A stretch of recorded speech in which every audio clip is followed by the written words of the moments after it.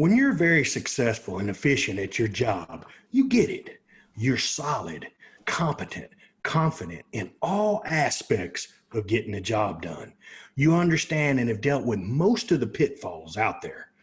And you have workarounds or can problem solve during those times when those hangups occur.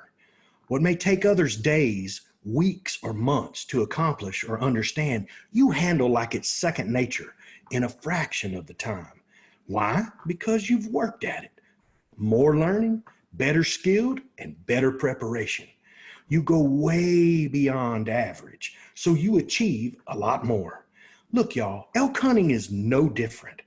Did you struggle during your elk hunt this year? Are you struggling right now on your elk hunt or on any hunt? Then take a knee, grab a chair, or take a seat on the bench, because y'all, it's gut check time. Those topics, along with our ElkBros shout outs and questions from our ElkBros Mailbox. So my friends, pull up a chair, adjust your volumes just right, and welcome to Blue Collar Elk Hunting. Welcome to Blue Collar Elk Hunting, brought to you by ElkBros.com, with your hosts Gilbert Ornelas and elk hunting coach Joe Gillian. You want to hunt elk, and they live to hunt elk. Their goal is to share with you what they have learned grinding it out for over 35 seasons, doing what they love. So come on into camp and set a spell. Welcome to Blue Collar Elk Hunters.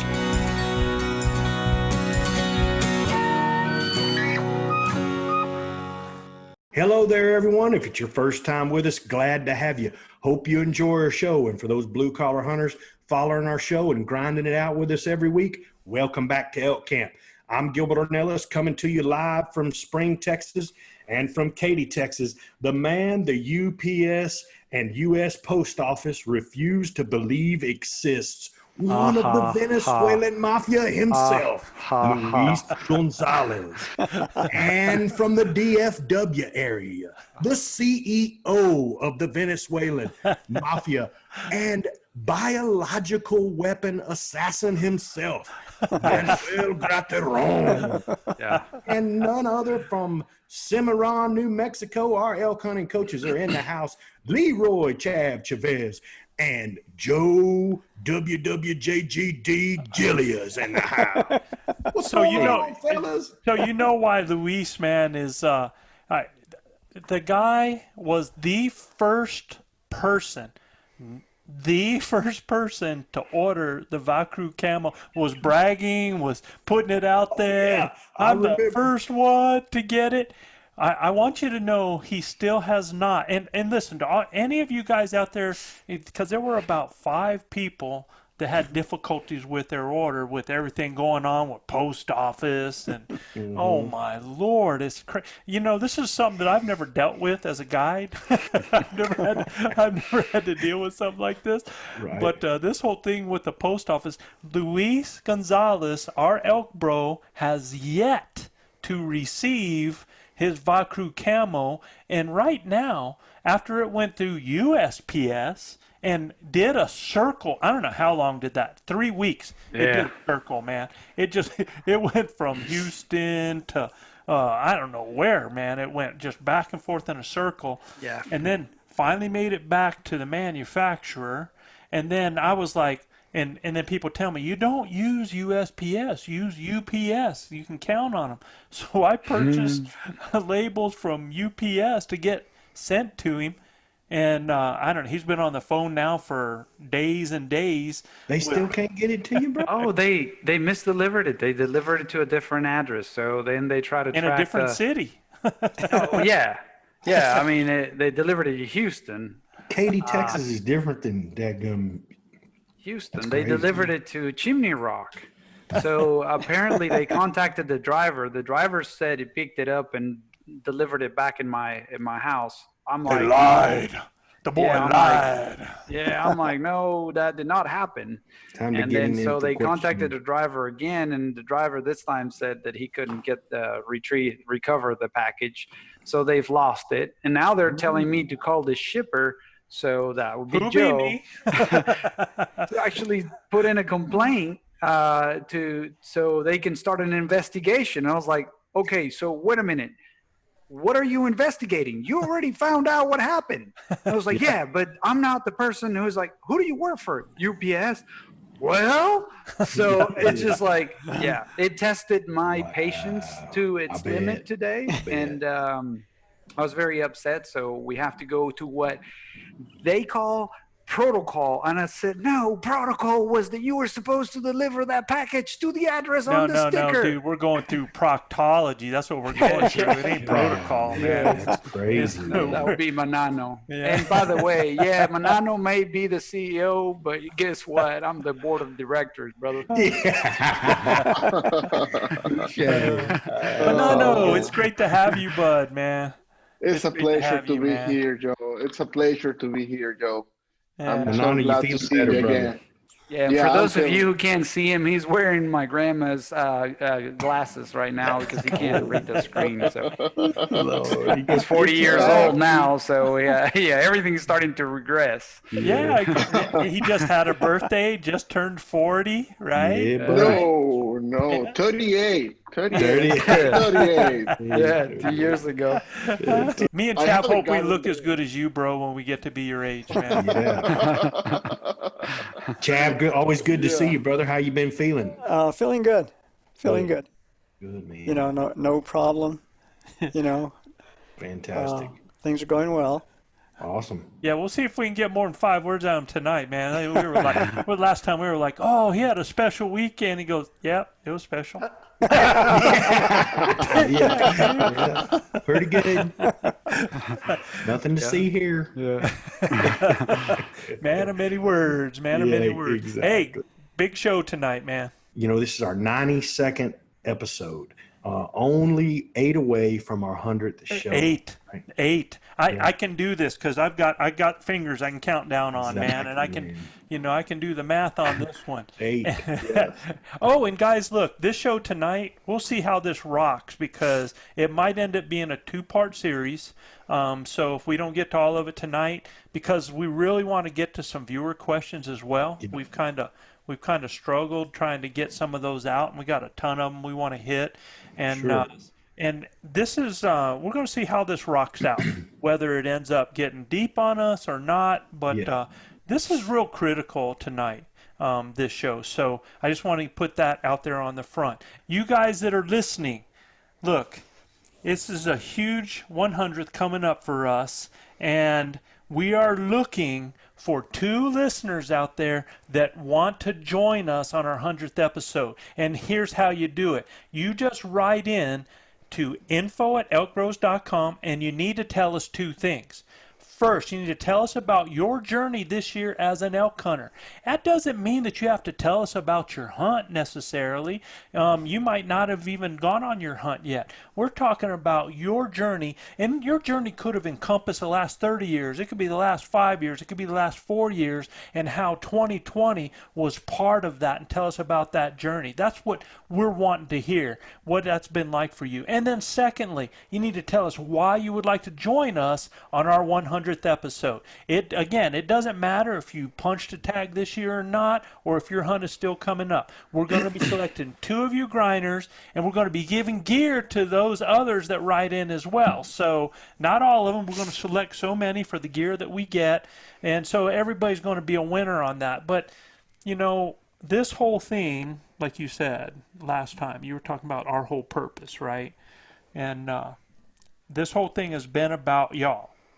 And it's been about helping, and this show would not be what it is today if it wasn't for all y'all out there listening. And basically, our 100th, we want to show that appreciation. That's what it's all about. So also, if any of you have a special topic that you would like us to discuss on our 100th episode, we'd love to hear it. Remember, send all letters and topics to info@elkbros.com.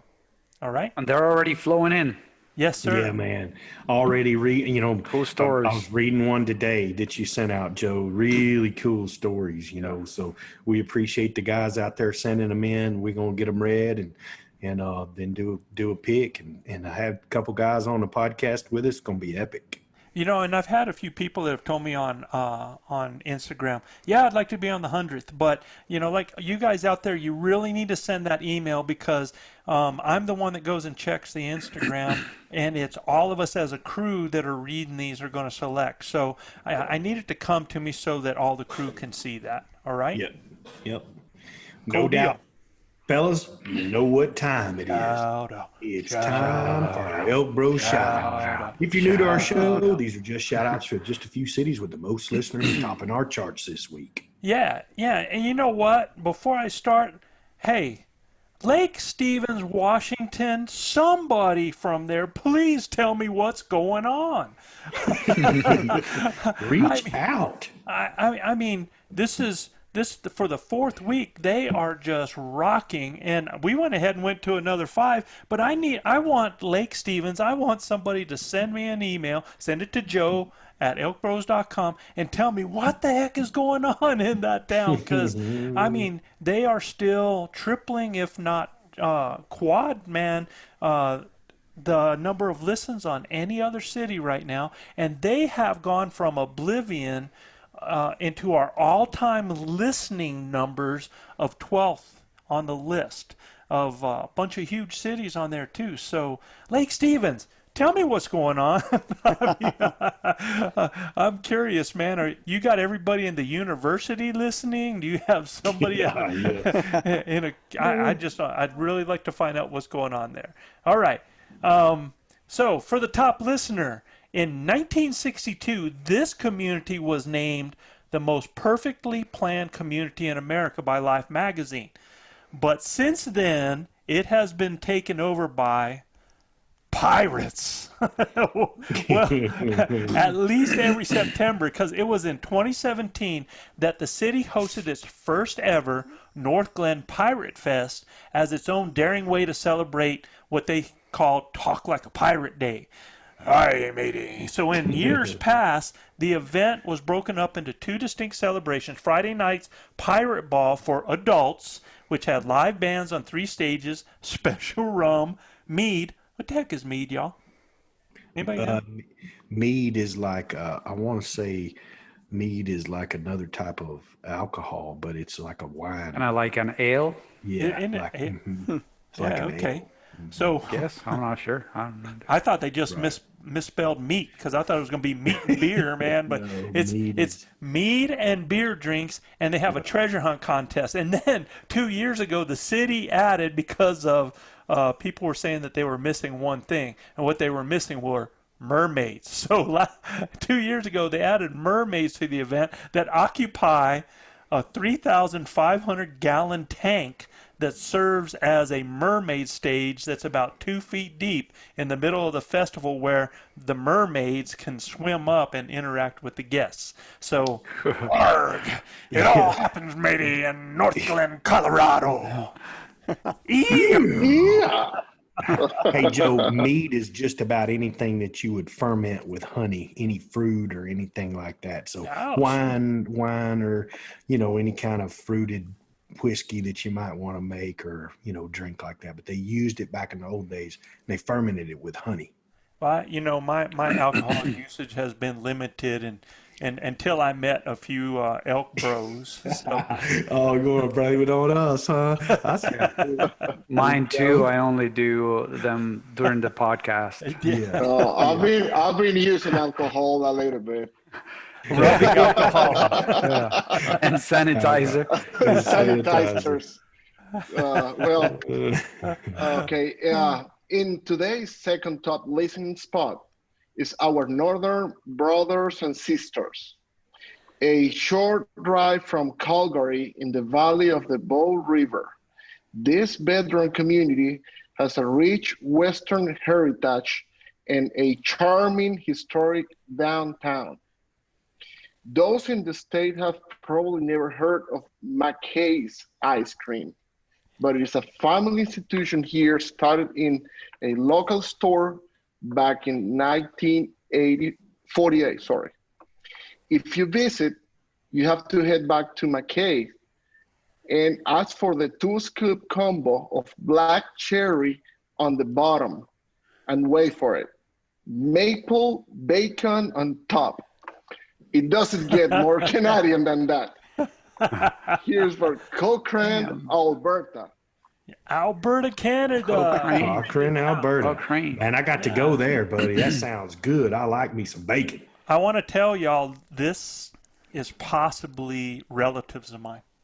Really? Yeah. No kidding. So my mom is a McKay and is a Canadian of Canadian Scottish heritage. So Really? yeah, actually came out of Canada and over into the Boston, Mass area. Right. But yeah, so I'm like, whoa, man, there might be a connection. Maybe I can get a discount. I'm ready to go get me some of that maple bacon with some black cherry on the bottom, boy. I can guarantee. Sounds good. Okay, this top listening city was settled in 1920 and became a popular overnight stop west of St. Louis. Daniel Boone, the famous frontiersman, constructed a single-room cabin in what became known as Overland Park. The name was later shortened to avoid confusion with a similar named town in Kansas. Two of the top attractions in this town are the St. Louis Car Museum and Dan's Emerald Forest, a year-round attraction featuring a miniature world. Oh, wow. So big shout out to Overland, Missouri. Missouri boys. Missouri or Missouri? The show me state shows up. Hey, listen, Overland Park is one of the prettiest towns in, you could say, Kansas City or Missouri. It's right on the border. I lived there as a kid when I was 8 years old, 9 years Where old. has this guy not lived? So my dad was Bounced around. Yeah, we did bounce around. My real dad was transferred up there. He was an outdoor electrical sign salesman at the time when he was in his early 30s, I think. I was like 8 years old, and we lived in Overland Park, Kansas. Had a big old house and a bunch of cherry trees and orchard in the backyard. I mean, wow. It was a beautiful city back then, and we lived right there next to a golf course, and I remember it vividly. I mean, it snowed like a by God up there every year. You'd have to walk to school, and you. It snowed how, bro? Huh? It snowed how? Like a by God. Yeah, it snowed a lot, Joe. When you were a kid and it was damn near taller than you were, that's a hell of a lot of snow, So anyway, my grandpa used to say that, boy, it's raining like a by God out there. That's awesome. Anyway, fellas, this next town was a summer resort before it became known as Ski Town, USA, and is known for its world-class skiing and famed champagne powder, which is light, dry, and smooth snow. Travelers in the 1900s visited in the summer months for the natural springs and outdoor activities. Known as the Boat, it has produced more Winter Olympic athletes than any other town in North America, and none other than Steamboat Springs, Colorado. Oh, that's awesome, man. Yeah, I did not know that all the Winter Olympic athletes came out of Steamboat, man, like that. Luis. All right, next one up. This town is a suburb of Madison, Wisconsin, located in northern Wisconsin. And get this, commissioned by President Van Buren, the bill to build a capitol in Madison in 1837 for the territory of Wisconsin. 45 men, including Augustus A. Bird, traveled several days in a rainstorm. They emerged at the end of the prairie with the sun shining, and one of the men carved Sun Prairie on a tree. Charles Bird returned 2 years later and became the first settler. Sun Prairie, Wisconsin.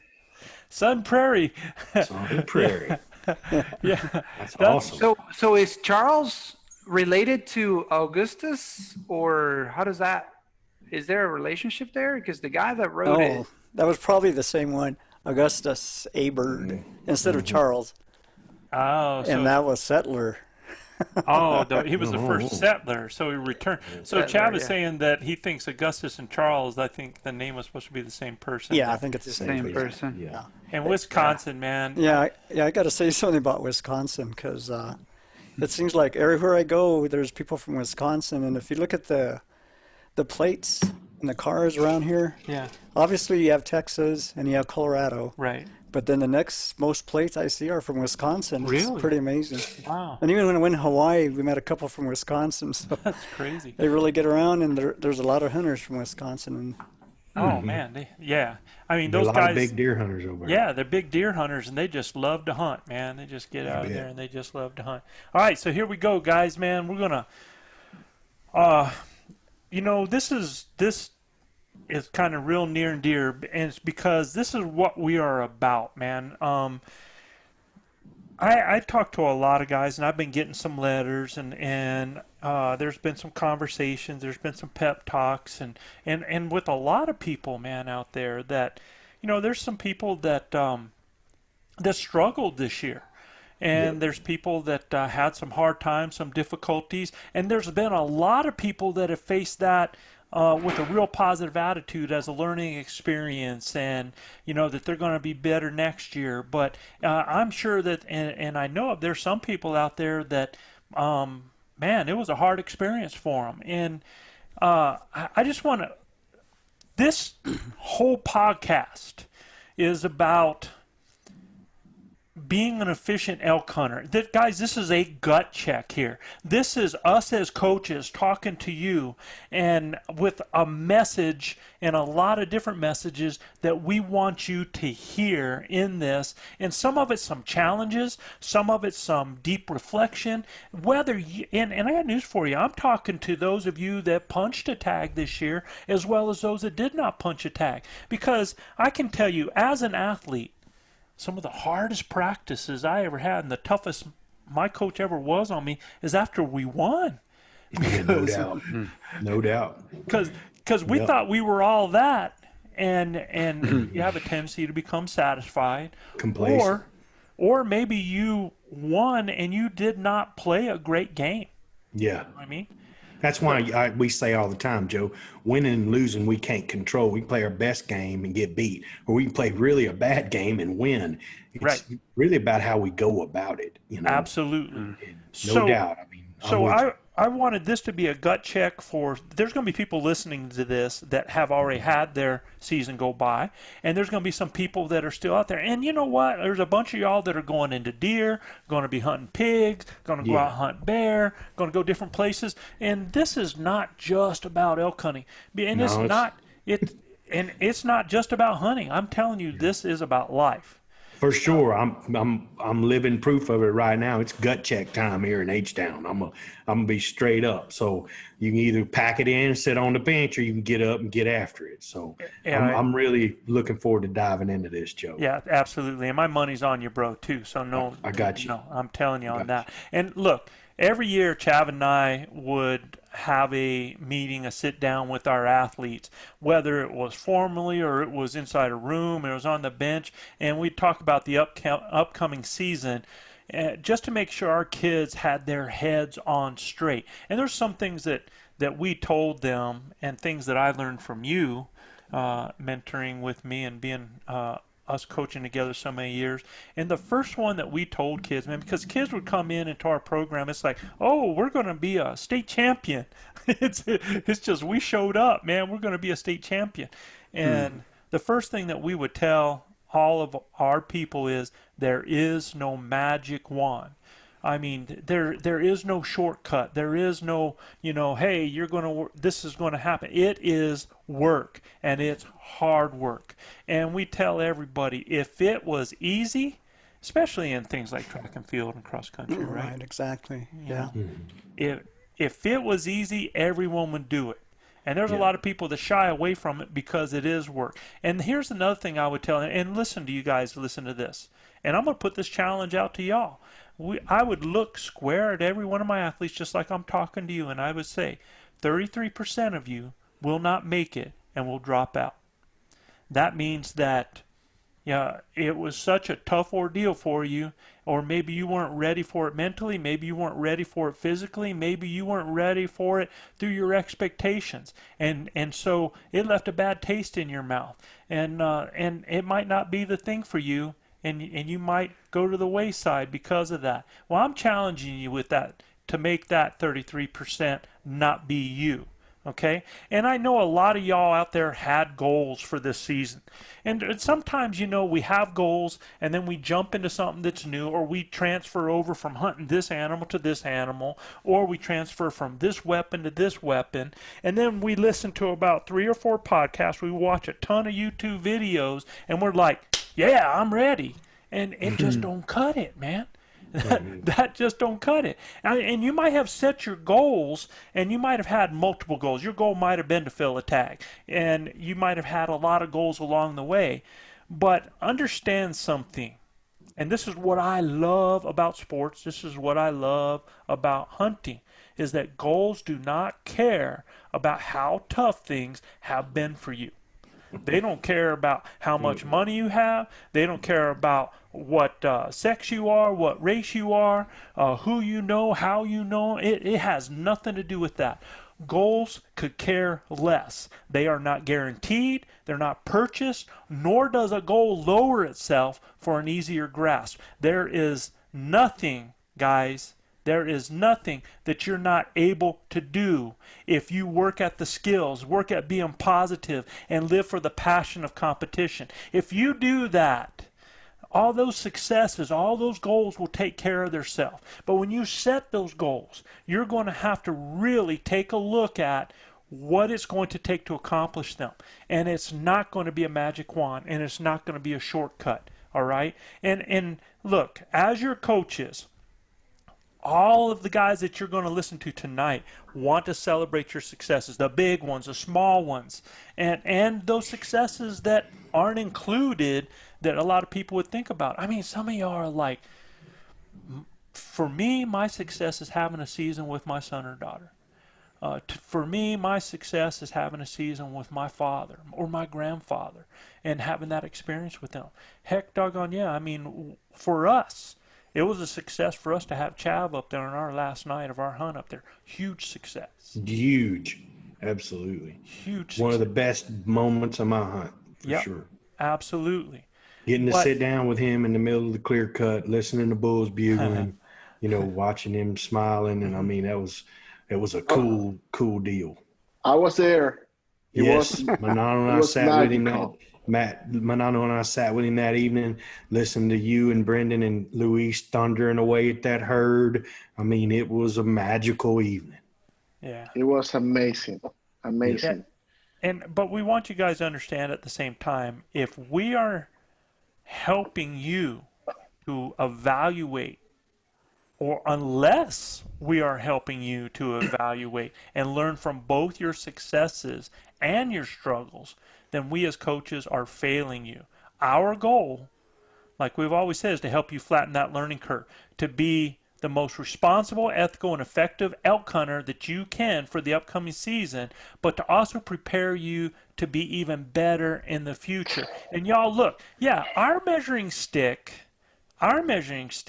for you as your coaches is you consistently punching your tag and passing on the values, passion, and skill sets you have learned and developed to other people. Yeah, that might be our goal, right? But listen, whether you punch your tag or not, here's the thing that we want to talk about tonight. Did you struggle during your elk hunt this year? Are you struggling right now? Okay, and we're going to give you some reasons about these. We're going to ask you some of this stuff. And for each of these, we want you to ask yourself why. Okay, well, some of the different reasons. Did you struggle because was your homework or your research and planning sufficient? Or was it outdated? We have people that tell us all the time that they went someplace and, hey man, the elk were here in August. What happened? Mm-hmm. Right? I had the exact same thing happen, and it was October, what is it right now? So it was October 19th on the mountain, and I run into some fellas that said, hey, we were here in August. There were all kinds of bulls in here. Yeah. August is come and gone. Yeah, absolutely. Did they or do you account for the conditions? All right? Mm-hmm. Did you struggle during your hunt, or are you struggling now because, let me ask you, how long did you stick to plan A? when you didn't see any elk, you didn't see any elk sign, you didn't smell any elk, you didn't have any elk encounters? How long did you stick to that plan? Or was there only a plan A? Mm-hmm. Right?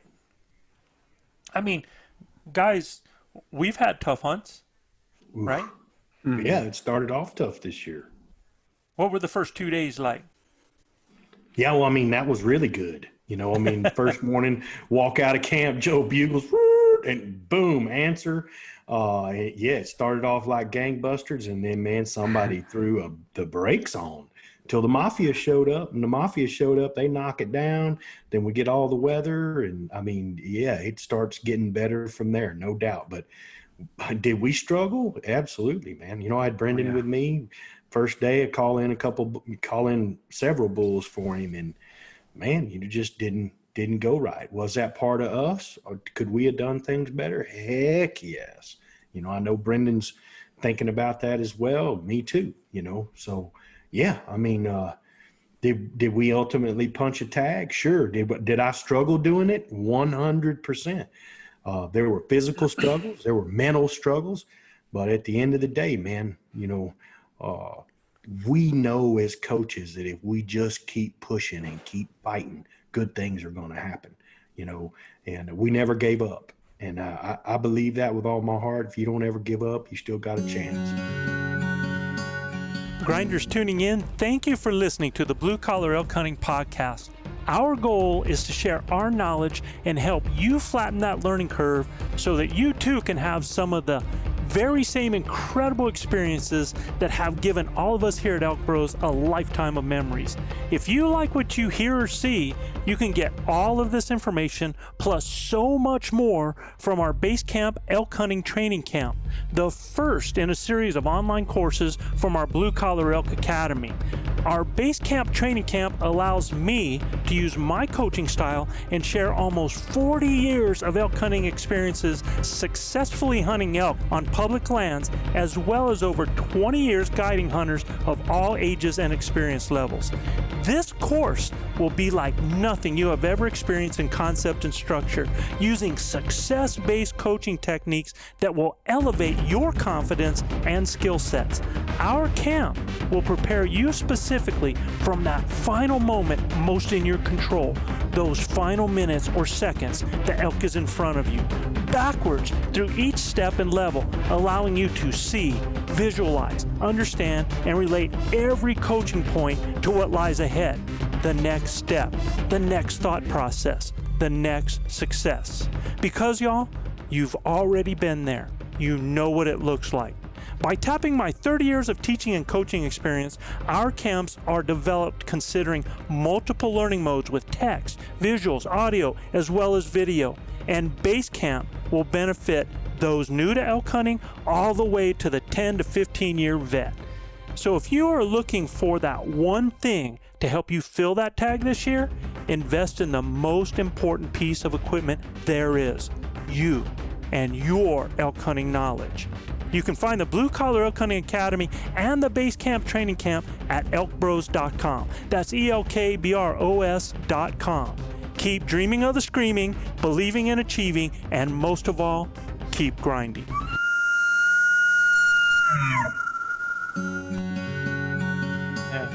How many, you remember some of those hunts that we had that we wouldn't see anything for 4 days? Oh, yeah. Up to 4 days, even 5 days sometimes. Yeah. But if you just persevere and keep grinding, sooner or later, you're going to locate them. They're there. It's just a matter of locating where they're at. Right. And if you guys, though, if you're sitting there and being stubborn and hunting in the same place, not seeing anything day after day, man, all you're doing is you're just friggin' banging your head against a tree trying to force something to happen. You said it perfectly, Joe. You got to have more than a plan A. Absolutely. You got to. And if you guys aren't doing anything other than plan A, it's just a recipe for failure. And there's multiple kinds of plans, A, B, C, and D. And I talked to one fellow that said that his A, B, C, and D were all so close together that it really didn't change when he went from one to the other. Well, they were still 10 miles apart. well, where we hunt in the unit we hunt in, we don't have that luxury to go 10 miles away for a plan B. So not only that, if you went 10 miles away, I'm telling you, you'd be so dadgum tired you couldn't even move. well, but what they were doing was they would move from where they're at in Plan A and go to another area for Plan B, and then start hunting that, right? And but even though it was tough in the West this year, we're going to talk more about that in a few minutes. But did you struggle out there, guys? Because when you got there and you looked around you, were you, or if you're on your hunt right now, are you intimidated?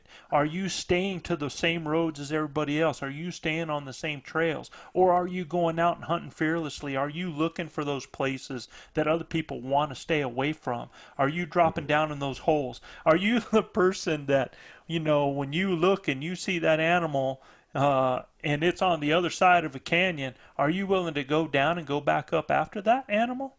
You got to ask yourself what you're willing to do about that.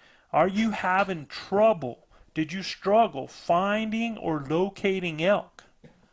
What, Gilbert, you're laughing. No, man, look, I mean, were you willing to drop off and go into it? Sometimes you got a guy pulling you down one canyon and dragging you up another one, and you ain't got no damn choice. I'm gonna tell you right now, we didn't have no. When you got a coach like that and you hunt with guys in your pack, you got the leader of the pack, and you hunt with guys like that in your pack. You better have your stuff together, because I'm telling you, they're going to drag you down one mountain and up the other side if there's elk there, right? I mean, and you just got to be prepared for that. You know why? I told y'all I had a little physical ailment, but man, when coach said we going, I'm like, I'm in. And as soon as we hear a little bugle boy, it's bail off time. I'm talking straight down the mountain, straight back up the other side, straight down another big spot. I mean, look, Joe, I'm dying here. I hunt with the most aggressive men in the country. So, these guys are talking about finding elk. Man, they don't, if there's an hour left of daylight, these guys don't give up. And I think so much of that is it's easy to give up and go back to the truck and stay on that nice little trail that don't take so much effort to walk on, Joe. Yeah. When we bailed off in that canyon, son, it was horrible, right? I mean, horrible to walk over that stuff. But guess what? We didn't even think about it because we were chasing elk. Right. By the time I got down there to the bottom where I killed that bull, I didn't even know we got down there, And then, my God, I'm glad I didn't have to walk out of that son of a gun, Till after it was over, we were done butchering. But, I mean, that's all part of it, guys. Hunting fearlessly. That's what Joe's talking about, man. Don't be afraid to, when you hear a bugle, dive off and get after it, man. The bull I killed last year, we went up that daggum hill 4 times, Joe. Right? I mean, fearless, That was rough too, man, going up that ridge. But every time we went up, there was elk up there. So, I mean. 100%, buddy. 100. And look, I mean, you got to be prepared to do that. So Joe's talking about not only physically, but you got to be mentally prepared. Well, and I want you to hear what Gilbert's saying too, is that not everybody in the group has to be like that. Sometimes somebody just has to be willing to step up and say, hey, we can do this, and start pulling people along, get some confidence. And let me tell you, I was guiding a hunt this weekend on public land, and I had a gentleman and his daughter, and they're good friends of mine. And great pick, Joe. Great pick. And the first 3 days of that hunt, I was miserable because I was so worried about over hiking them, getting into an area and not being able to get out. Because, when you have an 11-year-old girl out there who this is her first time elk hunt, it's kind of like taking that 9-year-old kid and making them run the quarter the first time that they ever get on the track, inflicting that pain. Yeah, right. It kind of sucks. So I didn't want to ruin it for her, and at the same time, that meant I didn't want to ruin it for them as a father-daughter. And so it really, I was like I was hunting with handcuffs on. I wasn't hunting like me. And day 4, day 4, we got some animals that were coming, and they were talking. And now this was October 20th. Or no, I'm sorry, it was the 19th, October 19th, and bulls are bugling with a group of cows coming up a hill. And, I just, at that point, I told myself, look, if they're ever going to have a chance to kill an animal, I got to hunt the way I hunt. And I started going up the hill and started pulling them, man. We were like going, and I was like, let me carry your rifle, let me carry your tripod, but let's go up this daggone hill, man. And we started going. Luis, I called you, we were talking on that day, right? Yep. Yep. And so I told them what it was like. So yeah, you were texting me on that day too, man. And you know what? Good reception. I had so much fun taking them on. It was an elk hunt. They experienced, it was hard. It was grueling. We got up there. We had the elk around us. The cows were going off. The bulls were bugling. It was just friggin' awesome that she got to hear that, and they got to experience that as father-daughter, right? How old was she, Joe? She was 11. Yeah, That's awesome. She's 11. Man. And, I asked him, it's like, well, can she hike? And he goes, well, she kind of hikes like an 11-year-old. And this, I was like, well, she probably out-hiked him. Yeah, she actually did. She surprised the both of us, man. She was great. And the hardest part. Check it out. Look at that. That's what happens when you do what Joe says, right? Yeah, there. that happened. Don't get no better than that, huh, boys? Yeah. 2 days ago. That's a nice picture. That was yesterday. Yesterday. Yeah, yesterday morning. Yeah. Freaking great. What was so cool was that hunt, that day, set us up for what you just saw. And we understood where the animals were. We had moved with them. We knew how they were moving. It gave us a whole different perception, and we were ready the next morning for them moving up those hills. And you can see the results, man. We ended up popping a bull that morning, and so that's the thing, man. Is that you just got to go, and so you got to get after it, and you got to be aggressive. And sometimes it's going to hurt, y'all. And if you're having trouble, if your struggle was with finding and locating elk, ask yourself, during the archery season, were you hunting bugles or were you hunting opportunities? Did you adapt if the animal, and this is what I heard, and we experienced it at times, the elk were quiet, right? Shoot, one day it seemed like an across-the-board phenomenon, man, from everything we've heard from everybody out there. Well, I can tell you what was going on was it was so doggone hot and dry that most of those animals were bugling at night, hitting the trees, and by 9 o'clock they were done. And if you weren't in the area where you could be on them and hear them in the morning, then you weren't going to hear elk that day. And we had the moon also doing its job. Yeah, so they're active all night long, right? Mm-hmm. So they're not done. So that's the thing is when that happens, when the moon happens, could you adapt? Did you only have one style? Ask yourself this. If you're struggling or if you did struggle, did you only have one style?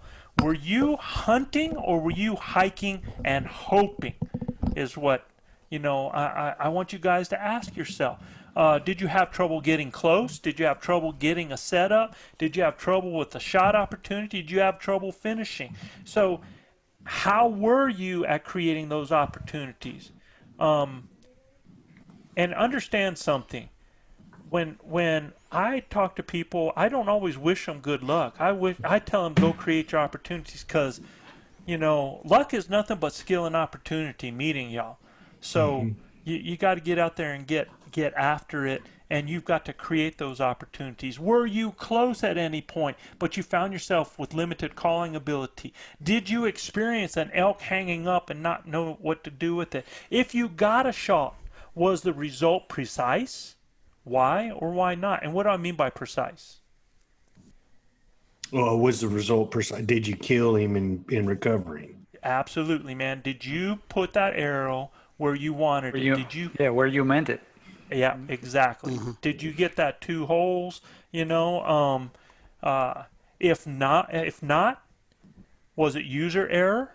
Was it poor execution? Was it poor preparation? Was it poor knowledge? Was it that your equipment wasn't up to task? Did you have the virulaques? The international word for elk fever. Yeah. So my youngest daughter said today, she wants to go hunting with me for the first time, and she turned around and looked at Sophia, and I was like, yeah, I really want to experience what virulaques are like. You know what? Cracked me up. Did you see the video of? Yeah, I did. Yeah. Did she look like she had vitiligo? No, she looked calm and relaxed and cool hands. squeezed the trigger. Oh, let me tell you what, man. She looked so smooth and in control. That's Sophia, but this was Sabrina telling Sophia that she wanted to experience vitiligo. I knew exactly who you were talking about, Luis. My daughter, she hunted with me from the time she was 5, killed her first deer when she was 5 years old. And I truly believe they didn't really understand what was going on then, other than they were putting the bullet right where they needed to put it. And, it wasn't until she was about 13 or 14 that the vitiligo didn't start coming on. Right. It started meaning more to her, and she started getting a little more as you got amped up, right? So at that younger age, I don't know that they fully grasp exactly what is going on. I mean, Sophia's what, 11? Yeah, Sophia's 10 now. So the first year that when she was 8, you could tell she was a little shaky. She was already kind of getting nervous about it, and though she does a very good job of controlling them, you can tell that she's breathing heavy, and she her legs are a little shaky and stuff like that. So kind of like Dad then, huh? Neither one of my kids had the vitiligo early. Then you saw her at your ranch with that old buck, how nervous she got. Now the vitiligo got the best out of her on that shot, right? It was a big old deer, man. But was that a year ago? Wasn't that a year ago? It was a year ago. She was 9. So, but then at 10 this year, she somehow on that ranch, actually, with Beto, we were actually rifle hunting the second opportunity, and she somehow figured out that singing the song Ghostbusters in her head calms her down. And man, just like her dad. It works. It works for her great. So when you see her, like in the video here at 10, this year, with her crossbow, man, I'm walking her through the shot, and I'm telling her, just calm down, just think. You were way more nervous than she was. Yeah, of course I was. Yeah. And I go Ghostbusters, and it seems like that calms her down. She started thinking that. She kind of smiled a little bit and took a shot, and it was a perfect shot. And so she turned around and she tells me in the video, vitiligo is control. And I'm like, you're way better than me. So yeah, vitiligo can definitely play a factor. So Manano, that term actually was a term your father came up with, right? So was he describing you when he came up with that? No, actually it's a Venezuelan term he uses when he feel like shaky, like really bad, and like a butt fever. But it's a really unknown expression for all other hunters. It's just like it's made up. Expression. Yeah, it's made up. He made it up. Yeah, it's like a slang. It's not unknown now. It's that's right. Freaking nationwide and worldwide. It's a thing now. Vitiligo is an international word. Vitiligo. Manano, I've been with you on several hunts now. I've seen you kill several animals. I've never seen you lose your cool at all. Well, yeah, on the exterior. Actually, in the exterior, yeah, that's right, Chuck. I did have vitiligo every time, Joe, but I tried to calm myself and be really focused on the situation. And one of the things I remember all the time of my father, it's just don't lose your animal. If you shoot an animal, just follow the trail, mark where the animal went, and be calm, because if you get distracted, you're gonna lose an animal. And So if you so let yourself, he told you not to let yourself fall apart after you were done, Yeah. right? Follow through, and I actually brought this up on our last podcast. Yeah, he did. I mentioned that One of the best. he does really good at it. Yeah. Yeah, you were talking about how brilliant Manano was on the last podcast. Don't tell him that, man. Dang it. yeah. Cool hand Luke. Cool. He's hand. not gonna let go now. For me, the close is. It's Go what? ahead. Go ahead. No, for me, the close is the calmest part of the storm. For me, that's when I really dive into that focus. When I done figuring out what I want to do and I draw that bow back, it's about the money shot, right? It is about where I need to put that pin and let that arrow go. And for me, that's the calmest part. Everything up to it, you're on pins and needles. That time Chav and I had them bulls at 12 feet from us.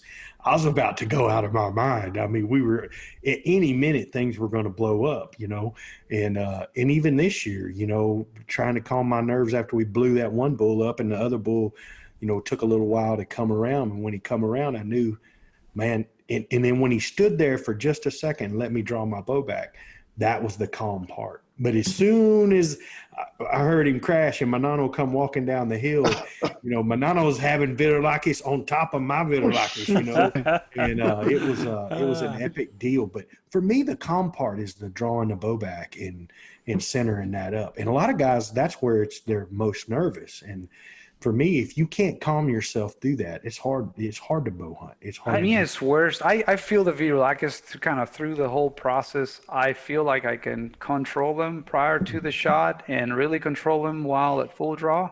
But after the shot, oh yeah, well, you saw me my legs start shaking and my hands shake, and it hits me full force. I get emotional. I think for me, I think there was some things that kind of taught me. I can remember how when I used to get nervous, and then after I would get an animal, and then I would be close to an animal, I noticed, well, I wasn't nervous anymore. And I was like, well, what's the difference? And it was because target. And instead of thinking about things that are going to tighten me up, I enjoyed the moment. I was into watching the animal, boy. And I think that has helped me now that whenever too. I'm having those encounters, I really get into them. I mean, I'm looking at, things on the animal. I'm looking at different stuff. I'm looking at how they're moving. I'm learning from it. And so I'm in like a different mental mode. But then there's a point that all of a sudden when they get in that red zone, it's like something else just turns on. And it's, I don't know how to explain it. It's like it is a basic tunnel vision. Yeah, I feel the same, Joe. I try to always question myself if I'm doing it right, if the all conditions are met to have an ethical shot, and after I realize I have like a big window or a big possibility of making an ethical shot, that's when the Vitellakis come. And for me, it's almost like I don't know. It's almost a deadening thing. I don't know how to explain it. I become business. I'm focused on what I need to do, and a lot of times once I decide to pull back, I don't even remember releasing it. It's just like it all is just part of it. I look at my spot, and I'm focused on that, and I put everything else out of my head. I don't know if I'm doing it intentionally or if it's just how my focus is. So I think all that training you do, shooting, and just repetition. So memory. I think takes over. once you see that target, and once you pull back, it's just automatic. Yeah. For me, it's about finding a spot on the animal that I want to shoot, and I ain't looking at the whole animal. I'm looking at that spot, and when I find it, and I draw back, and my pen gets anywhere close to it, it's sent. I mean, Manano videoed me, and I didn't get the bow drawn back before I let it go. I mean, it was in no time. I mean, it was really freaking fast. Yeah. But one of the things right on him. I mean, when I drew it back, that pen was right where it needed to be, right in the spot. I just let it go, And Beto, you don't realize it. I gotta tell you this.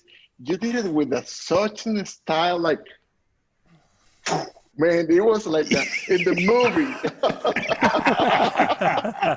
Oh, but what movie were you able to record him doing it, or what? Yes, I did. He did. Okay.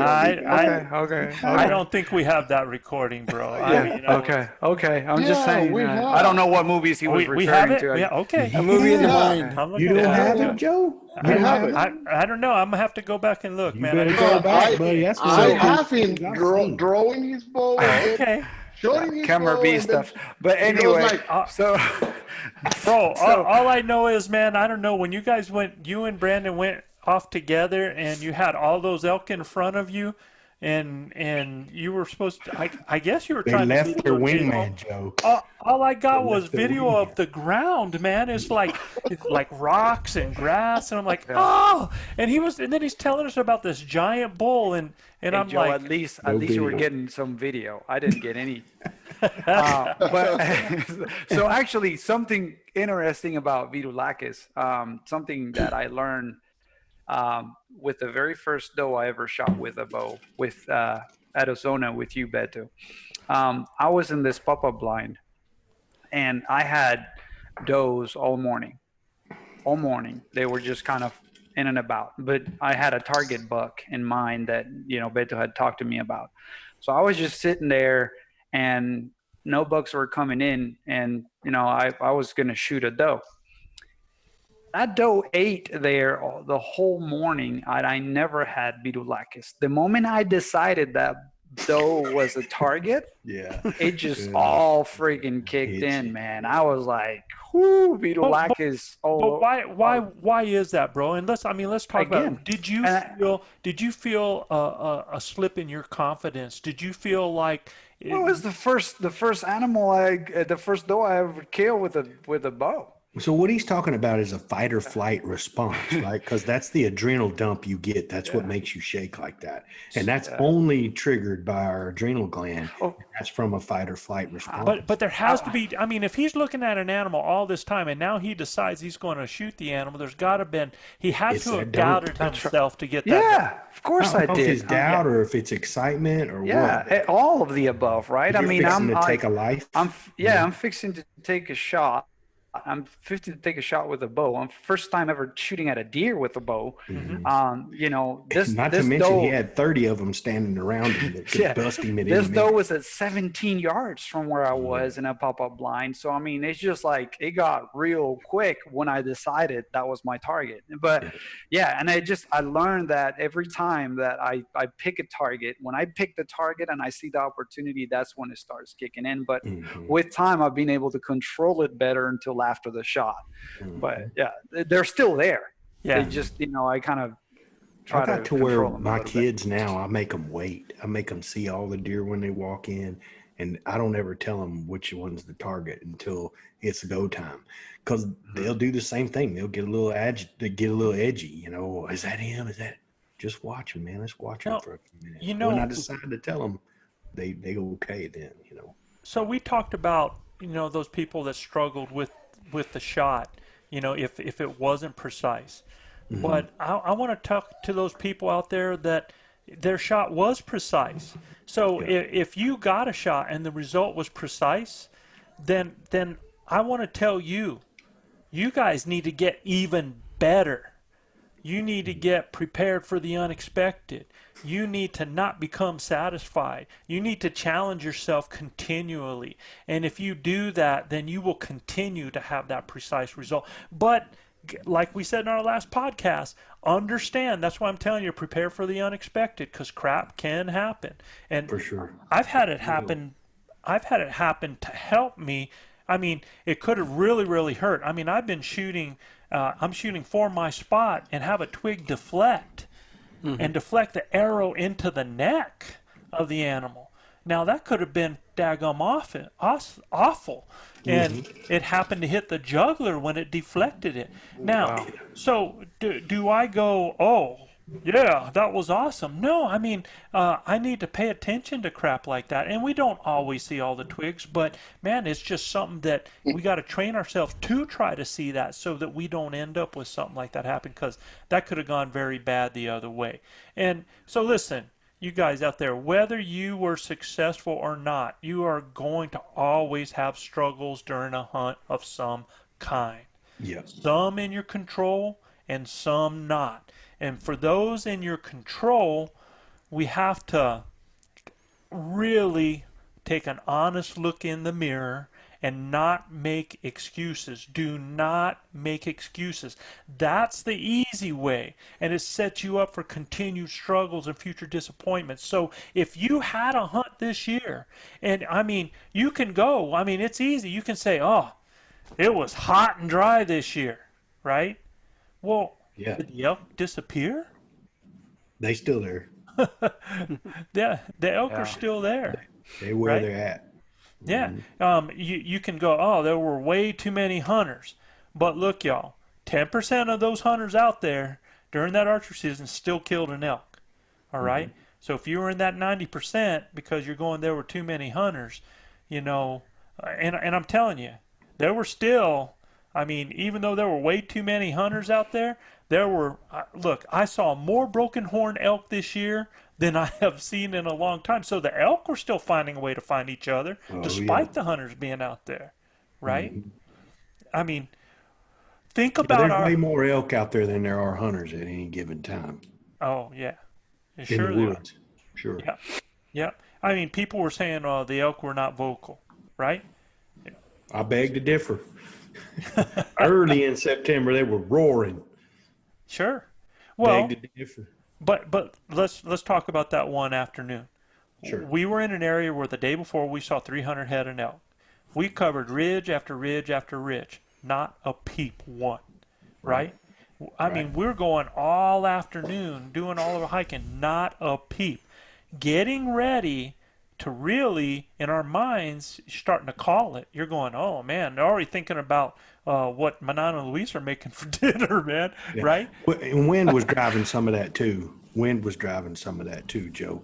Yeah. Being able to keep going or not, you know. Yeah, Right. And I think you also, like we've said before, Joe, you got to keep topography in mind. You know, Sure. they may be talking, but you may be in a position in an area where topography is not letting you listen to it. So. Bingo, exactly. And that evening, we went 100 yards up on a ridge and 100 yards over the side of it, and the world changed. It went from no bugles to Light up. Multiples. it lit up. Multiples. Rocky Mountain Elk Foundation stuff, boy. Ain't bull crapping. Yeah. Yeah. So when a lot of times when people say, and you know what? You know, we talked about it. Sometimes they're not as vocal because they're up in the trees. They're harder to hear. You can hear those bugles in that early morning air when it's still, that travels a long way. But when that sun starts coming up, the breezes come up and they move into the trees. And because of topography, different things, it's hard to hear that, right? People were saying the weather was unpredictable. Look, y'all, if it's windy, if it's hot, if it's still... When isn't the weather unpredictable? Absolutely. Especially in the mountains. We never expected getting, 6 inches, 4 inches of snow But in 2 days. But every condition has its Has its advantage. advantage. Yeah. Every condition. Oh man, that was so cool, man. Being able to do what we did, it was. Yeah.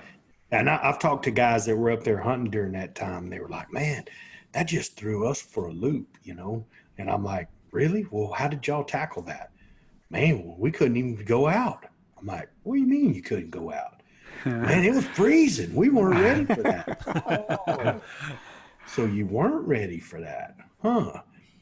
So now we know that we need to be prepared for that the next time we go. Absolutely. Look, if 2 guys from 10 degrees above the equator survived that weather, anybody can. Yeah, especially Luis with his no heater working and everything, man. That's right. Up on that old boy, let me tell you, boys. And, Yeah. And it's funny because the one thing I always hear from people when they get there, they said, they went to the spot that they went to last year, and it wasn't like last year. You know, it ain't never gonna be that way. No, it never is. We find them in some of the same areas, but we don't find them in the exact area. Oh man, last year was a complete 180 from where we thought we were going to be hunting, right? Yeah, I mean, absolutely. and we had to completely change the strategy, you know, send people in different directions, do scouting in different areas to actually kind of pinpoint them and figure out where they were at. So Even in the hardest of hunts, look, y'all, in the hardest of hunts, there is a way to succeed. People are doing it. Find it. Find it. If you came up short, well, man, at least you went down swinging. I tell you what, when it snowed, we might have got our camp ready, but man, those boys from Venezuela were out in the snow. You know? Yeah.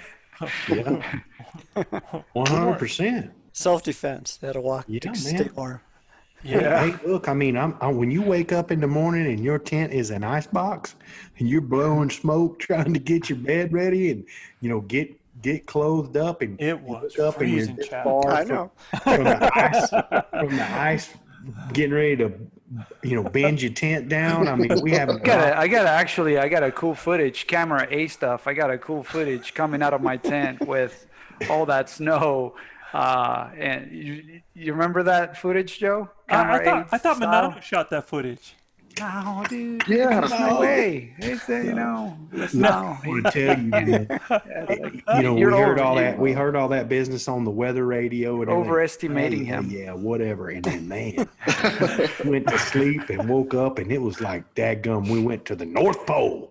Oh, Santa Claus was outside. I mean, dadgum. you know, the funniest thing, though, man, is when our tent collapsed at 2 in the morning, right? we get up. Gilbert gets up the next morning. He was like, yeah, man, I couldn't sleep with all that stuff. And I was like, what the heck, dude? You never even got out of your sleeping bag. Our tent was... Let me tell you, Joe is beating on the side of that tent. I'm thinking it's a grizzly bear coming in. I am reaching for that 40 cal, and I'm like, dang, Joe, is that you? And he sticks his head in the tent. That's me. I'm like, you need to answer when I holler at you, bro. I'm like, the lantern is like down by his head. Our tent is already like collapsed. And Gilbert's like, oh, I couldn't sleep through that. What? You were freaking like, gone, man, dude. dude. I'm like banging on. Oh, it was unbelievable. Yeah, you would have been rolling, man. Chav came up for the last night up there, and he was like, he's still talking about it. Man. Yeah, I froze to death. Yeah, he did. Longest night. All that. Even after that snow. Even after the snow was gone, I mean, we're still bundled up on the last night, just sitting there doing the podcast around the fire pit. Yeah. Look, there was 3 days. There was still snow underneath the pine boughs. Oh, yeah. Yeah. I mean, it didn't get too daggum warm at night. I can tell you that. You know, it was, but the weather was something that we were not going to be denied with. It intrigued us a little bit. And, you know, Joe, I asked Joe that morning when we got up, I'm like, well, what do you do now, Joe? He's like, I don't know, but we're going to go tracks. I'm going to send y'all in one direction. We're going in another. And, you know, we'll meet in the middle somewhere. And that's exactly what we did. I'm telling you. Last year, Joe, how many difficulties were we faced with last year? Oh, absolutely. I mean, just one right after the other, too. Sure. Yeah. So, you know, there's always way to... And getting sick, and I've talked to a lot of people that have had the hunt from hell this year. They had all kinds of bad things happen with them. But you know what? I mean, you either can just fold, and again, this is a lesson in life, man. You can either just check it in and fold up and give up on it, or you have a gut check, man. You stop, you think about it, you say, okay, what is it about that's in my control, right? Okay. If it's in my control, then I can do something. If it's not, if it is what it is, and can't do that, then I just got to deal and move on, right? So, you know, that's kind of how a lot of people out there, and a bunch of people went through those hunts from hell this year, and they had great experiences and kept moving forward. And you know what? That's when you wear that as a badge of courage. You know, that's what makes it an adventure. You know, I mean, nobody watches a drama because everything went right. You know, you don't remember Everybody's a drama. looking for the train wreck, Joe. Right? While we So watch NASCAR. yeah, man. And look, if you guys are out there struggling, ask yourself, you know, or you struggled, you know, ask yourself, what was missing? You know, was it your expectations that did you not know what the hunt was going to look like? And I think this happens for a lot of guys that come from the east out to the west like that, you know, they watch all the YouTubes and they watch the hunting shows, which are highlight reels because, Sure, man. you know, Took them 12 days to get all that. well, yeah, let's talk about perspective. I want to cover perspective in two ways. First of all, is that when you watch somebody that's doing a YouTube thing, those guys you're seeing probably 2 to 4 minutes of successful encounters sometimes that took them 3 days to get that to happen, right? So Yeah, you start, longer. you start multiplying, you know, that 3 times 24 hours for those 3 minutes, right? Yeah. I mean, you can go and go and go, and this is what we tell people is that things can change on a dime, and if you're not ready for it, you're screwed, right? And I'm going to tell you another thing, perspective. Manano, Luis, you guys would relate to this because you know the area down south that we went down there where we bumped into the Missouri boys down there? Yes, sir. Right? Okay. So that area, when we went down there was a point that we were struggling in that area. In fact, we waited by a water hole and we kind of struggled with that and everything. Well, I have since talked to another grinder that was a matter of yards from us down in there and killed a bull almost the exact same day that we were in there. So Wow. with us, our perspective was it was difficult, it was hard, nothing was talking, while another person was killing a bull in the exact same area, man. In the exact same area. That's crazy. That's correct. So, Was it one of them Missouri boys, Joe? no, it wasn't. Gotcha. It wasn't actually. It was Matt Gray, and he had a great hunter. Him and his buddy both tagged out hunting out there and had a great hunt, man. And they just kept working it. In fact, let me tell you what, Matt had a plan A, B, C, D, and E, and I went, buddy, so you had good success on your plan? He goes, I didn't have anything in those areas. Every one of those areas, none of them panned out for him. But he ended up, instead of just tripping out and going, well, what do I do now? He started going to the other areas that he hadn't thought about and found elk in other areas, man. He was like, these ain't working, I'm out of here. And that's what you got to do sometimes, man. Remember, we were hunting one time, and it was like we put in 3 days in one area, had a base camp set up. Mm-hmm. And after 3 days, we came in and said, no, we're moving, right?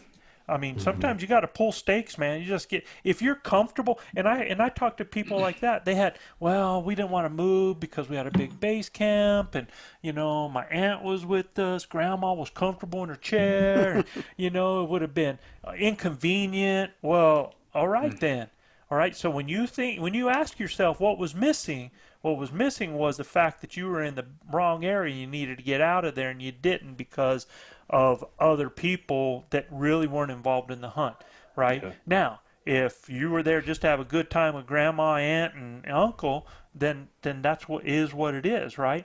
But you know, I see so many people that they don't know what the hunt's going to look like, and they see these videos on YouTube of these guys up in the high alpine, and they're all alone, and they scream in these bugles that are coming in, and bulls are on top of them blowing snot, and they're like, yeah, that's what it's going to be like. And they get out there, and they drive up to a trailhead, and there's 12 vehicles there. And then they go up into a wallow, and there's already a blind on the wallow. Or they go up and they go into this one park, and there's 5 guys already sitting around that park. So, you know, it important to manage your expectations. Absolutely, man. Mm-hmm. Absolutely. So you got to you know, was it your attitude that was missing? I mean, think about that. You know, and when I talk about attitude, when I talk about effort, man, for that first day, it's golden, right?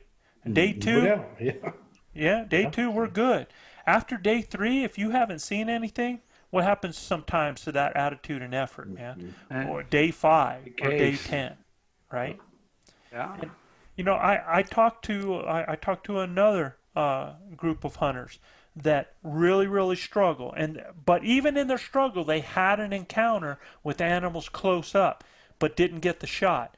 And the hunt just felt like the whole hunt sucked because they didn't get that opportunity. Well, my question was, had you had that shot of that one opportunity and killed an animal, would that hunt have felt difference? For sure. Absolutely. Yeah. So it didn't suck. Yeah. Same thing, right? So figure out a way to close it. Yeah, absolutely, Work man. on how you close. Yeah. And I Gilbert, talked to several guys the same way, man. I talked to several guys that had hunts, and they're like, man, I had this bull just staring me down the whole time. And, he came walking in and he was looking at me. I just kind of got locked up and couldn't draw on him. And when I did draw on him, he boogered and got behind some stuff, and I never could have. I'm like, we should have drawn on him when he was walking in, Yeah, and then if he does booger, he's going to turn broadside and look at you eventually. I mean, it's just guys not understanding the anatomy and how elk work, for you. I mean, this is why we coach. We try to give you all these tidbits that we've, man, I mean, we've been down in the doldrums. We've had stuff go wrong, it's a reason why we're giving back and coaching. Yeah, absolutely, man. And we're getting ready to end this puppy, and we're probably going to do one thing to the mailbox because it went going long again. But the thing that I'm happy about is most of these guys that I have talked to that struggled, almost to the T, all of them have had a positive attitude about what they learned out of it, about getting back out there. So even though that I talk about some of these things and express some of this, I've been really pleased with the overall attitude of the people I've been talking to, and how they're in that journey and in that learning process. Because, Gilbert, you say it all the time that the only things that we can control are our attitude and our effort, Yep. And I just want to remind guys out there, look, there's different types of effort. There's your physical effort. There's your effort on how much you learn. There's your effort on how much you prepare. And when I talk about preparation, I'm talking about that homework of research and a lot of things that you do before the hunt. There's the type of effort you have in developing your skills. And each and every one of us are only going to get out of something what we put into it. So, I think we're going to save the inefficient and efficient predators. Hunters. I think we're going to save that next part for next week, y'all. On there, and I think we need to go into some of the ElkBros Mailbox. Sounds good, right? Joe. And thanks everybody that inspired our last part of our show here, and thanks for these emails coming in. And Jonathan Bruce, y'all, from Eugene, Oregon, sent us Gilbert, this is your word, plethora of questions. Yeah, man, I like plethora. That's awesome, Joe. So what I did was I split his up amongst all these other people as well so that we could kind of hit each one of them and not just go. So Manano, Jonathan Bruce's his first one. You want to read out his first questions for us, man? Give me 1 second, I'm getting there. Okay. Yeah, give me 1 second. Oh, yeah, you need your grandma glasses, Manano. That's the problem. Yeah. Took them off. There you go. Bruises. There you go. There you go. Okay. Now you can read it. Have you considered cataloging or making an index of all the information you guys have put out there for easy reference for listeners? It also helps refer people to a specific episode to answer their question rather than repeating yourself. Yeah. So and then he asked. He said, "Have you considered a catalog of the gear you like or use?" But guys, he's saying, have we made an index of all the information you guys have put out there? And we have a name for that index, and it's called Academy. It's called the Blue Collar Elk Academy. And so. Yeah, base camp, baby. Yeah, Yeah. So Jonathan, and not being sarcastic, dude, about that is that we have done that.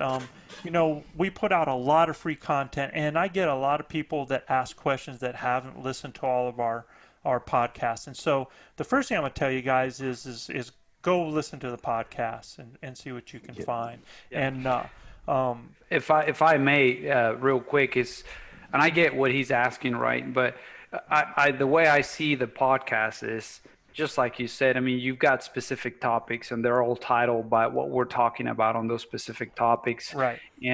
But then within each podcast, I mean, we spend a lot of time just talking about a few things, and then different subjects pop up, and then we try to cover them as well. It's more like, again, us talking at Elk Camp. But the Academy offers something that is way more structured. And it really walks you through. And again, I've been through the Academy there, and I really like the way the modules are set up. And you got exactly what you're asking for is an index with all the different subjects that you can click in on each one of them, and it'll take you directly to that subject, and it will just expand on that. So yeah, that's kind of the goal of what Joe has been putting together. And y'all go to the ElkBros Blue Collar Elk Hunting Academy, and I guarantee you won't be disappointed. And his other question about a catalog of gear that we like and or use, we haven't done anything like that, Jonathan. And I think ElkBros recommended gear might be a thing that we could put together out there. So that might be a thought. And it's going to be a wide range of things, right? Yes, I mean, we all kind of use different. 5 of us use different gear, you know. And the thing is, you guys use rifles, I don't. So that's what's going to be good, is you guys can even put some of that stuff on there. So, all right. Next up, Jeff. Next up, we have Joshua Bonfiglio. Yeah, so I think it's like Gilia too. So it's probably Bonfiglio. From Oregon also. He says, "Hey, I recently heard about this program on the Western Huntsman podcast, as I was elk hunting actually. I'm a third-year elk hunter. I can call, I can shoot, I can hike. I cannot find elk unless I happen to pass them on a road, which happened Monday morning. I called and bugled and got nothing for 4 days. I don't know if the rut here happens later or what. Just curious on your thoughts." Man, Josh, man, I'm sorry, I'm a lazy name person. I shorten everything too. I think we've heard this from a ton of people, right? Yeah, it's not just I need to know what time of year that was, Joe. I mean, really, to figure out when their rut might be, but and I'm not sure exactly. I think if I was to go back and look now, and remember, he's hunting. I believe he's hunting in Oregon too. So, and I'm not sure if he's hunting Rockies or if he's hunting Rosies on this. So a little more information would help on that. But I even heard that a lot of those Rosies react better to chuckling than they do bugling. So that's something for you to keep in mind, Joshua. And there are so many people that ridge run. And now when you say you cow called and bugle and got nothing for 4 days, if you are just if you're just moving and you're cow calling and you're bugling and you're not giving any of that a chance, or you're just hunting those bugles, it can be very difficult at times, because you might have animals that are reacting to you, that are coming into you, but they're not getting a chance to show themselves because I don't know, you could just be moving and just cow calling and bugling and not giving it a chance to happen. I just Josh, you need to make sure you win too, brother, because I'm telling you right now, a lot of hunters don't see any elk because they're not mindful of their wind and their thermals. You just won't see them if they smell you. I'm going to tell you right now, you'll see sign and everything, but you won't see them. You'll think the whole place is void of them if you're not. And what he says here, Joe, is that he passed them on. I happened to pass them on a road, which happened Monday morning. I'm like, 9 times out of 10, you pass elk on the road, they're getting the heck out of Dodge, right? So if you get out right there and try to cow call them rascals that are rolling the hills up, it's going to be a futile effort, you know. And I think, though, what he's talking about, too, is I've seen a lot of people that are driving down the road and they have a park or a meadow. That's how he sees them. Yeah, I got and you. there's some elk out there, and that's the only time they see them. And, you know, but take a lesson by where you're seeing them. Take a lesson by where those animals are when you're driving by them, because that's the kind of places they want to be at that time. We're glad you're tuning in, though, Joshua. I think you can learn a whole bunch from our Elk Hunting Academy as well. We just point you back to there, man. These, you know, and also Joe's such a good caller. You know, you say you cow called and bugle and got nothing for 4 days. I mean, what kind of cow calls were you using? What kind of bugles were you using? Were you using herd talk? Were you sounding like a herd? Or, you know, a lot of times it's just not that straight cow call that you need. Or, I would say yes. You know, and the other thing too, just for and the if record, you stayed in the same place, not hearing anything for 4 days, you know, I mean, that's what we're talking about. Plan A, B, C, D. You know, I mean, after day 2, you haven't smelled something, you haven't seen nothing, you haven't heard anything. Move. Get out of there.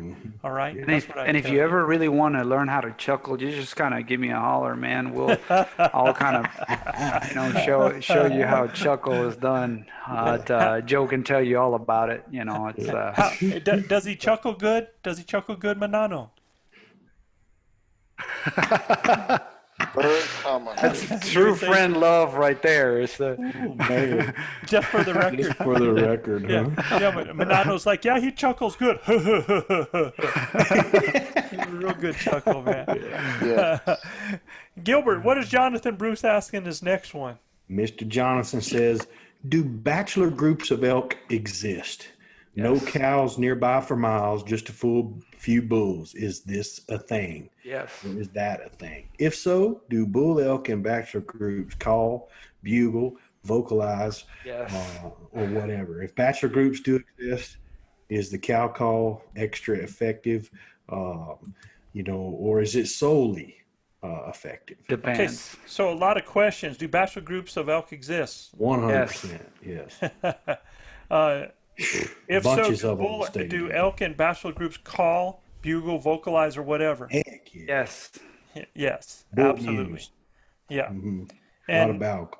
Is the cow call extra effective or solely effective? So you really need to, you know, Jonathan. It can be a bow call, it can be a cow call. I tell you, we call in a lot of elk, just cow calling and moving, and with animals that never even vocalize coming into us. Yeah. So, and very important for you to be looking for them to come in silent too, man. Yeah. Don't get too aggressive, and you know, you want to stay in a set for 20, 30 minutes, because the minute you leave, man, you'll pop up and there's one looking at you, you know, or a group, a big bachelor. And sometimes you got to think, like, look, if there is bachelor groups, you know, think about the time of the year too when you're hunting, and because that's early season. It's early season, and then again, if you're cow calling, you know, is that something they're interested on? It might not be. And so you may have to start, you know, with trialing different strategies until you see them react. If you can get your eyes on them while you're kind of trying your different calls, you may see what they're responding to and then stick with that. So again, not just a cow call may be effective, you know, maybe location bugles. And doesn't it make you proud to hear Luis saying that stuff, man? Yep. Come a long way. Come a long way, dude. That's freaking awesome, man. I want to make sure we end on this last one, and it's important that we did this one because this is a Levi Marshall from Minerva, Ohio, and Levi is a Special Operations Combat medic out of Camp Lejeune, North Carolina. Hoorah! Yes, sir. And Levi, I want to thank you, bud, for your service. And Camp Lejeune was where my dad was stationed, so that was kind of special to me as well. And Levi asks, he says, I could not get bulls to bugle during the day, only right at last light, and then hear them all night long. How do I locate elk in quiet times like that? Do you continue to call even if they are being vocal during the day? And Luis kind of answered to this a little bit, but the thing I was telling you is Levi, you kind of answered your own question, man. You said that you couldn't get them to bugle during the day, but they bugle right at last light, and then you hear them all night. They're telling you where they're at. Where they're at. Put them to bed. Yeah, put them to bed. Mark it on your GPS. Be where they were at night there, an hour before daylight. Close to them. You might get out there 2 hours and make sure that you're hearing something in the night again at like that. But you're locating them, man. They're telling you. You just be mindful of your wind, Levi. Be mindful. Yeah. So you just got to change when you're going out there and getting after them. You got to be on them at daylight. And if they're not being vocal during the day, do we continue to call y'all? Yes. All day. Yeah. Heck yeah, man. We ain't giving up. Well, to Gilbert's point, they may be coming in silently. Absolutely. Absolutely. Yeah. And we have killed so many elk that have come into us silent. So, absolutely. Levi, I mean, you're there, man. You have it. Yeah. Like you said, you hear them at last light. You're hearing them all night. Well, get out there, get them marked, get on them before it gets daylight, man, out there. And then if you're on them like that, you can be with them. You can follow them to a destination. There's so many things you can do after that. Okay? Yeah, Levi, when we hear bulls at night where we hunt, we know exactly where we could go in if they're positioned where they are. A lot of times we can't go in there to them because the wind's not going to let us. So we have to just let them be and then make a strategy on where we think that they're going to go to next, right? So it's all about understanding where those elk are going to go after they're done with their evening soiree with all of the gals that are down there in the big park or wherever you're at.